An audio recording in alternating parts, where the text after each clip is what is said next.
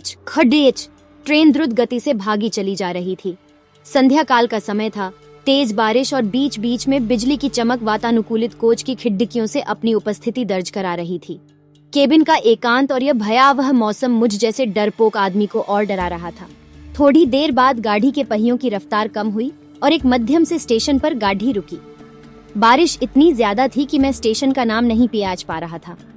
मैं अपने केबिन में अकेला था और इस उधेड़-बुन में था कि कोई सहयात्री आए, जिससे वार्तालाप करते करते आगे का रास्ता आसानी से काटा जा सके और एक अंदरूनी भय जो मेरे अंदर जागृत हो चुका है, उससे मुझे निजात मिल सके। तभी किसी ने केबिन का दरवाजा खटखटाया और एक शांत सा दिखने वाला व्यक्ति केबिन में दाखिल हुआ। अपना सामान आदि व्यवस्थित करने के बाद वो मेरी तरफ देखकर मुस्कुराया और मेरी तरफ हाथ आगे बढ़कर उसने अपना परिचय दिया। मैं मिस्टर घोष, वो बोला। मैं कोलकाता जा रहा हूँ, पुनर्जन्म से संबंधित एक कार्यशाला में भाग लेने के लिए। मैंने उसे बताया कि मैं कानपुर में व्याख्याता के पद पर हूँ और पटना जा रहा हूँ। उसने कुछ खाने का सामान निकाला और मुझसे भी खाने हेतु आग्रह किया, किंतु मैं बहुत ही सशंकित व्यक्तित्व का प्राणी, ट्रेन में किसी अजनबी के द्वारा दिए गए खाने को लेना असंभव था मेरे लिए। मैंने बहुत विनम्रता से उसके आग्रह को ठुकराया। वो भी कम उस्ताद नहीं था, कसकर हंसा और बोला, संशय कर रहे हैं मेरे ऊपर, अभी तो कुछ नहीं, देखिए आगे क्या क्या होता है। उसके यह शब्द सुनकर मुझे सांप सूंघ गया, किंतु मैंने किसी तरह अपनी घबराहट को छिपाया। कोई स्टेशन आने पर वो उतरता और ट्रेन चलने के बाद किसी दूसरे कंपार्टमेंट से चेयर अयच कर फिर आ जाता। पूछने पर बोलता कि बीच बीच में रेलवे की नौकरी भी कर लेता हूँ। थोड़ी देर बाद मैं और वह विभिन्न विषयों पर चर्चा करने लगे। उसने पुनर्जन्म से संबंधित बातें प्रारंभ की और पुनर्जन्म को अंधविश्वास बताया। थोड़ी देर बाद उसने मुझसे पूछा कि क्या आप भूत प्रेत पर विश्वास करते हैं? मैंने कहा, बिल्कुल।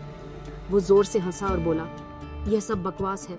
मुझे भूतों पर विश्वास था, किंतु वो भूतों के अस्तित्व को नकारता रहा। रात अपने यौवन पर पहुंच चुकी थी। चर्चा उपरांत मैं वातानुकूलित प्रथम श्रेणी के कक्ष में सोने का प्रयास कर रहा था। अचानक मुझे ऐसा अनुभव हुआ कि कोई मेरे गले पर गर्म अंगार रख रहा है। मैं हड्डबढ़ा कर उठा, कहीं कोई नहीं। मेरे अलावा उस कक्ष में मेरा वही सहयात्री था, जो सामने की बर्थ पर लेटा घोड़े बेंच कर सो रहा था। मैं फिर सोने का प्रयास करने लगा। अभी आंख लगी ही थी कि मुझे अपने पेट पर बहुत तेज दबाव और हंसने की तेज आवाज सुनाई दी।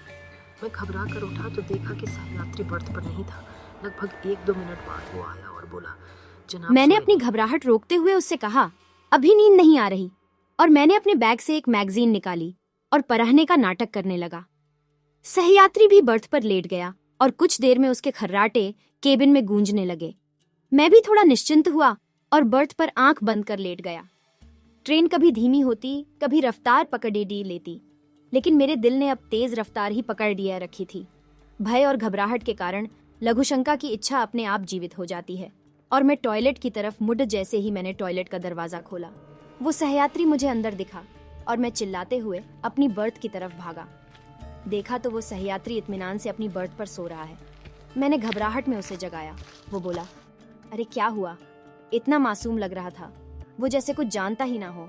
मैंने कहा, आप यहाँ भी और वहाँ टॉयलेट में भी। वो कुटिलता से हंसा और बोला, मैं कितने रूप में कहीं पर भी रह सकता हूँ। घबराहट के मारे मैं पसीने से तरबतर, बिल्कुल निर्जीव सा खड़े रहा उसके सामने। वो बोला, तुम्हें भूतों पर विश्वास था ना? तुम्हें तुम्हारे विश्वास का प्रमाण देना था। तुम्हारे जैसे लोगों के कारण ही हम भूत पिशाच लोगों का अस्तित्व है। इतना कहकर वो मेरी आंखों के सामने से अचानक गायब हो गया।